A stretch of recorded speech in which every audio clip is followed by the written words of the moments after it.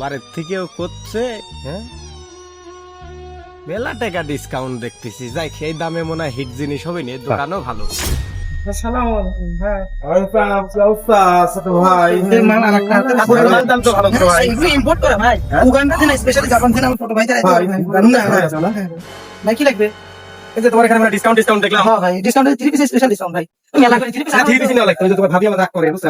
ওই মনে থাকে না, বলো মানে সবসময় ব্যস্ত। হ্যাঁ এটা 3 পিস টাকা আছে, এটা 1000 করে বেচা হয়, আপনারা ডিসকাউন্ট 800 টাকা রাখুন।